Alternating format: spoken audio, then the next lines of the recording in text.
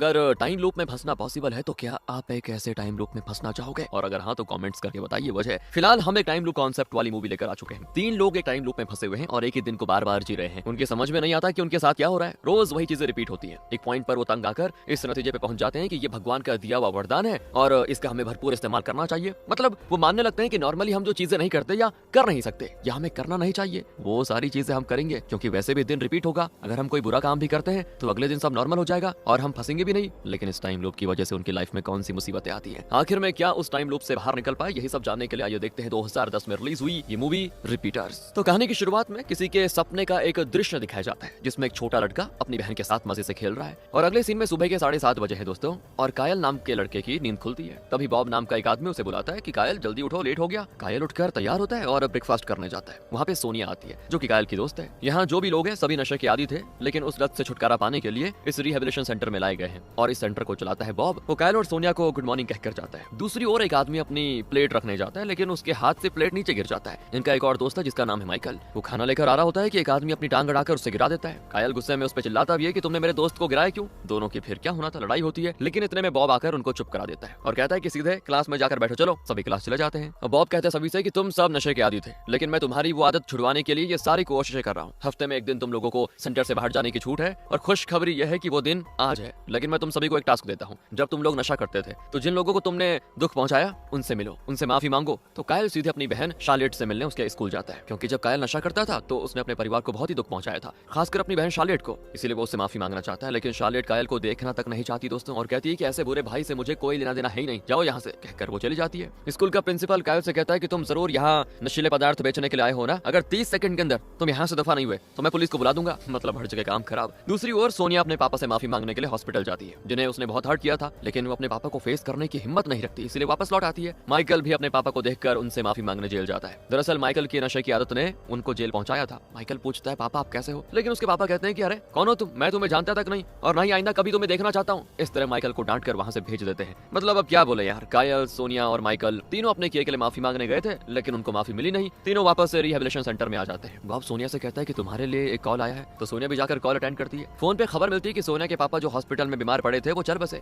सोनिया बेचारी ये दुख बर्दाश्त नहीं कर पाती और रात भर उसको नींद नहीं आती। दूसरी ओर माइकल और कायल को भी नींद नहीं आती। तीनों बहुत ही परेशान होते हैं। कायल न्यूज में देखता है कि आज पास के डैम के ऊपर से कोई नीचे गिरकर मर गया। अचानक वहाँ पावर कट होता है और ठीक उसी वक्त तीनों को एक साथ इलेक्ट्रिक शॉक लगता है दोस्तों। माइकल ने स्विच बोर्ड पे हाथ रखा था जिससे उसे शॉक लगा। सोनिया ने बल्ब चेक करने के लिए उसको टच किया था और तब भी उसको शॉक लगा। टीवी ऑफ हो गया था तो माइकल ने टीवी को टच किया और तब टीवी से उसे शॉक लगा। अब आइए अगले दिन को। अगले दिन सुबह सुबह कायल की नींद खुलती है बिल्कुल कल की तरह। बॉब उसको आवाज देता है कि कायल जल्दी उठो, लेट हो गया। कायल भी उठकर ब्रेकफास्ट करने जाता है। वहाँ सोनिया होती है। बॉब आकर उन्हें गुड मॉर्निंग कहकर जाता है। फिर एक आदमी अपना प्लेट रखने जाता है और प्लेट नीचे गिर जाता है। ये देखकर इन्हें थोड़ा अजीब होता है कि डेजा वू, एकदम एग्जैक्टली यही सब कल भी तो हुआ था। इसके बाद माइकल खाना लेकर आता है और तब कल की तरह वो आदमी अपनी टांग अड़ाकर माइकल को गिरा देता है। कायल और सोनिया की कुछ समझ में आता नहीं कि चल क्या रहा है ये। वो माइकल की मदद करके उसे क्लास में लेके आते हैं। तो क्लास में अगेन बॉब कहता है कि मैं तुम्हें एक टास्क देता हूँ, जब तुम नशा करते थे तो तुम लोगों ने जिन लोगों को हर्ट किया उनसे माफी मांग लो। कायल फिर अपनी बहन शार्लेट से मिलने उसके स्कूल जाता है, लेकिन वो जानता है यार कि उसकी बहन उसे माफ करेगी नहीं, इसीलिए वो अपने ट्रक में बैठा होता है। तब स्कूल का प्रिंसिपल आकर कहता है कि जरूर तुम नशीला पदार्थ बेचने के लिए आए हो, है ना, 30 सेकंड के अंदर निकल जाओ वरना पुलिस को बुला दूंगा। दूसरी ओर सोनिया अपने पापा से माफी मांगने के लिए जाती है, लेकिन बहुत ही गिल्टी फील करके उन्हें बिना देखे लौट आती है। माइकल अपने पापा से माफी मांगने जाता है, लेकिन वो माइकल पे चिल्ला देते हैं और आइंदा उसको आने से मना कर देते हैं। अब तीनों एक जगह मिलते हैं, डिस्कस करते हैं कल हुई हर चीज आज रिपीट हो रही है। आखिर वो इस नतीजे पे पहुंच जाते हैं कि कल तीनों को एक ही टाइम पे शॉक लगा था, जरूर उसी शॉक की वजह से हमें कुछ हो गया है। बॉब आकर कहता है कि सोनिया तुम्हारे लिए कॉल आया। सोनिया कॉल अटेंड करने जाती है और खबर मिलती है कि उसके पापा मर चुके हैं। मतलब ये लोग एक ही दिन को बार बार जी रहे हैं दोस्तों। साफ शब्दों में कहें तो वो एक टाइम लूप में फंस चुके हैं। पर हाँ, माइकल बड़ा एक्साइटेड होता है कि ये तो हमें मिला हुआ एक सुपर पावर है, भगवान का दिया हुआ वरदान है, इसको वेस्ट नहीं करना चाहिए। चलो ना बाहर जाकर लाइफ एंजॉय करते हैं। तीनों एक डैम पे जाते हैं जहाँ कोई खुदकुशी करने के लिए तैयार है और फिलहाल ये लोग जाकर उसे बचा नहीं सकते, तो वो इंसान डैम से गिरकर मर जाता है। यही न्यूज कल टीवी पे चल रहा था। फिर तीनों अपने कमरों में लौट आते हैं। अगला दिन होता है, मतलब पिछला दिन फिर से शुरू होता है। बॉब आवाज देता है कि कायल जल्दी उठो, लेट हो गया, जरूर कल का दिन रिपीट हो रहा है। ये बातें समझकर कायल और माइकल एक स्टोर के अंदर जाते हैं और शराब की बोतलें पैंट में छुपा कर लाने की कोशिश करते हैं, लेकिन स्टोर वाला देख लेता है और कहता है कि चुपचाप शराब की बोतल वापस रख दो। हम वापस क्यों रखें, कहकर दोनों ही उस आदमी का मजाक उड़ाते हुए बाहर आ जाते हैं और बाहर किसी की कार खड़ी होती है जिसे चुराकर दोनों वहां से तेजी से निकल जाते हैं दोस्तों। फिर वो बॉब के घर का ताला तोड़कर उसके घर की चीजों को तहस नहस कर देते हैं और घर की खिड़कियों पर न जाने क्या क्या लिखकर पूरे घर का सत्यानाश कर देते हैं। पुलिस इन्हें अरेस्ट कर लेती है, लेकिन कहाँ, इनको तो कोई फिक्र है ही नहीं, जैसे कि ये क्या कहते हैं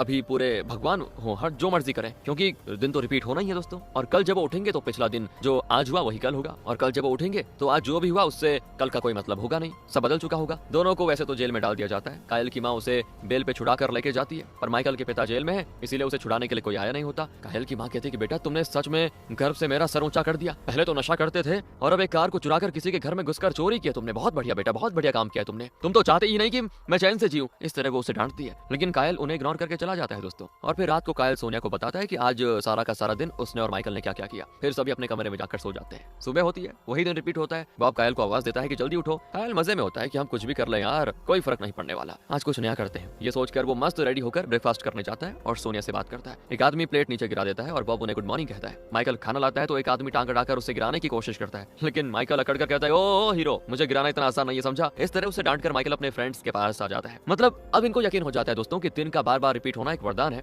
आज मतलब कोई और मस्ती करते हैं, एंजॉय करते हैं। यही सोचकर वो सभी एक पब में जाकर खूब भर के शराब पीते हैं, पर इनके पास नाम के लिए भी पैसे नहीं है। फिर भी पिए जा रहे हैं। माइकल को खूब नशा आ जाता है और वो पब में गाना गा रहे सिंगर्स का माइक छीनकर खुद गाने लगता है। तीनों उस पब को बेहाल करके हंसते हंसते बाहर आ जाते हैं और पागलों की तरह सड़कों पर गा रहे होते हैं। फिर एनिमल मास्क वगैरह पहनकर उसी स्टोर में जाते हैं जहां से इन्होंने पहले शराब चुराई थी। हाथ में गन लिए वो उस स्टोर को लूट लेते हैं दोस्तों। मतलब शुरू में उन्हें जिन चीजों को करने से डर लगता था वही सब करने लग जाते हैं। पुलिस पकड़ लेगी ये सोचकर वो डरते नहीं, क्योंकि वो जानते हैं ये दिन दोबारा आने वाला है नहीं, कोई उन्हें कुछ कर नहीं सकता। फिर तीनों उस डैम के पास पे जाते हैं और माइकल डैम के एज पे चलता है। वो सोनिया से कहता है कि अब तुम्हारी बारी। सोनिया भी चलने लगती है, लेकिन फिसल कर गिरने वाली होती है। कायल सोनिया को पकड़ता है, लेकिन फिर भी वो नीचे गिरकर मर जाती है। बहुत दुख होता है कायल को, क्योंकि अगर ये दिन रिपीट नहीं हुआ होता तो सोनिया मरी की मरी रहेगी। पर माइकल कहता है तुम बेकार में टेंशन लेते हो यार, कल देखना सोनिया को तुम जिंदा देखोगे। और फिर अगले दिन बॉब की वही आवाज कि कायल जल्दी उठो। कायल जल्दी उठकर आता है और सोनिया को ढूंढता है। ओह शुक्र है सोनिया जिंदा है, उसे कुछ नहीं हुआ। पर उसे सब कुछ याद है दोस्तों, और वो बताती है कि मुझे बस इतना याद है कि मैं डैम से गिर रही थी, लेकिन फिर सब कुछ ब्लैकआउट हो गया और अचानक मैं यहाँ बेड पे थी। दूसरी ओर माइकल को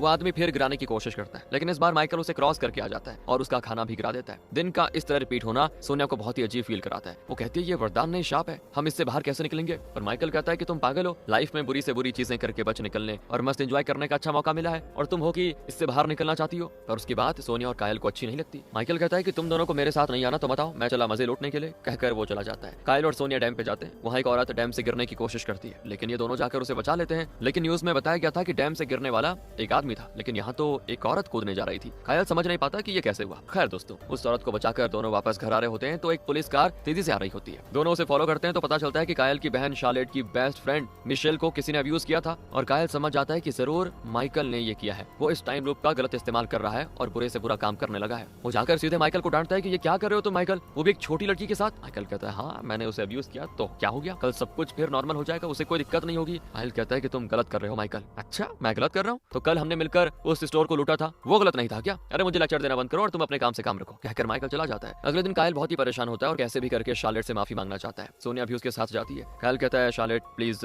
मुझे तुमसे बात करनी है, मेरी बात सुनो। पर शार्लेट उसे इग्नोर करके जाने लगती है। तो सोनिया कहती है कि शार्लेट मैं जानती हूँ कायल ने तुम्हें बहुत ही हर्ट किया, लेकिन उसको सुधरने का एक मौका तो दो प्लीज, वो तुमसे माफी मांगने आया है। तो इस पर शार्लेट कायल को माफ करने के लिए मान जाती है और फिर कायल शार्लेट सोनिया तीनों एक रेस्टोरेंट में खाने जाते हैं। कायल बड़ा खुश होता है क्योंकि अब उसकी छोटी बहन शार्लेट उसके साथ बात करने लगी है। पर इतने में माइकल आ जाता है जिसके हाथ में गन है। वो उस गन से रेस्टोरेंट में आए हुए 2 पुलिस ऑफिसर्स को शूट कर देता है। माइकल एकदम बेकाबू होता जा रहा है दोस्तों, क्योंकि वो जानता है कि वो कुछ भी कर ले, किसी को अब्यूज कर ले, किसी की जान ले ले, उसे पुलिस पकड़ ले, फांसी लग जाए, कुछ नहीं होने वाला। इसीलिए वो बेलगाम घोड़े की तरह गलत दिशा में जा रहा है। उसकी हरकतें देखकर शार्लेट डर जाती है। कायल को माइकल पे बड़ा गुस्सा आता है और अब अगला लूप शुरू होता है दोस्तों। कायल गुस्से में जाकर माइकल के सर पे जोर से मारकर उसे खींच ले जाता है और एक चेयर के साथ बांध देता है। उसके मुंह पे एक टेप भी चिपका देता है। फिर उसे वहीं छोड़कर कायल बाहर चलाता है। सोनिया अपने पापा को देखने जाती है और वो जानती है कि आज शाम उसके पापा मरने वाले हैं। उसकी खबर उसे मिलेगी फोन पे, लेकिन फिर अपने गिल्ड की वजह से वो पापा को नहीं देखती और लौट आती है सेंटर। शाम होती है। कायल माइकल के पास आता है और उसे समझाता है कि तुम जो कर रहे हो वो गलत है यार, लो पानी पी लो। माइकल कहता है नहीं चाहिए मुझे पानी, मुझे यहाँ बात कर तुमने अच्छा नहीं किया कायल, मैं तुम्हें और सोनिया को चैन से जीने नहीं दूंगा। देख लेना तुम, जब ये दिन रिपीट होगा तो तुम दोनों का वही हाल करूंगा जो तुमने सोचा नहीं होगा।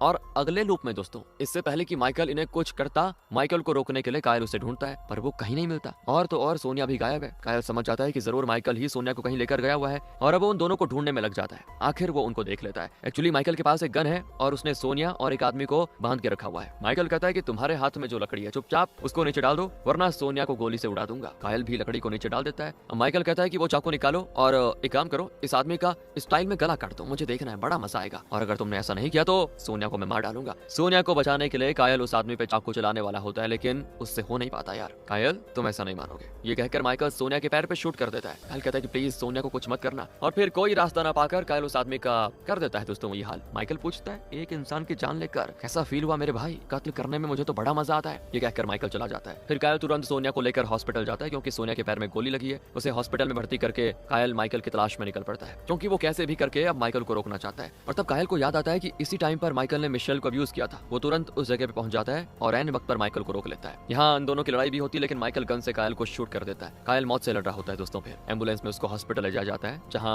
डॉक्टर्स उसे बचाने की पूरी कोशिश करते हैं लेकिन वो मर जाता है। अब अगले टाइम लूप में कायल देखता है कि उसके शरीर में कहीं पे बुलेट लगने के निशान तक नहीं है। बिल्कुल ठीक है। और तो और माइकल भी यहाँ नहीं है, इसीलिए कायल सोनिया के साथ उसके पापा को देखने जाता है। इस बार सोनिया हिम्मत जुटाकर अपने पापा को देखती है और उनसे माफी मांगती है कि पढ़ाई करने की उम्र में मैंने नशा करके गलत किया पापा, मैंने आपको बहुत ही हर्ट किया पापा, मैं हमेशा यही कहती थी कि मुझे आपसे नफरत है लेकिन सच ये है पापा मैं आपसे बहुत प्यार करती हूँ, कहकर वो रोने लग जाती है। और तो और पापा आज शाम दम तोड़ देंगे, ये बात सोचकर सोनिया और ज्यादा रोती है। उस रात कायल शार्लेट को देखने घर आता है जहाँ माँ भी होती है। कायल कहता है कि प्लीज माँ मुझे शार्लेट से बात करने दीजिए। वो भी मान जाती है और कायल शार्लेट से मिलता है। वहाँ टीवी में न्यूज चल रही होती है कि कोई अजनबी एक के बाद एक करके कत्ल किया जा रहा है लेकिन अब तक उसकी आइडेंटिटी पता नहीं चली। कायल समझ जाता है कि वो कातिल कोई और नहीं माइकल ही है। फिर वो शार्लेट से मिलता है तो वो तो चिल्लाती है कि तुम मेरे कमरे में कैसे घुसा है, बाहर निकलो यहाँ से। कहता है कि देखो मैंने तुम्हारे साथ जो बर्ताव किया वो गलत था, उसका मुझे पछतावा है और मैं तुमसे सिर्फ ये कहने के लिए आया हूँ कि एक भाई होने के नाते मैं तुम्हारे लिए कुछ नहीं कर पाया, उल्टा तुम्हें मैंने बहुत दुख पहुंचाया है। मुझे अपने आप पे शर्म आती है शार्लेट, पर आज मैं तुम्हें प्रॉमिस करता हूँ कि मैं नशीले पदार्थ को कभी भी हाथ नहीं लगाऊंगा। मेरे लिए तुम और माँ ही सबसे इंपॉर्टेंट हो, प्लीज अपने भाई को माफ कर दो शार्लेट। तो वो भी उसकी बात समझ जाती है और माफ कर देती है। दोस्तों अगले लूप में कायल जल्दी उठकर सोनिया को देखने जाता है लेकिन सोनिया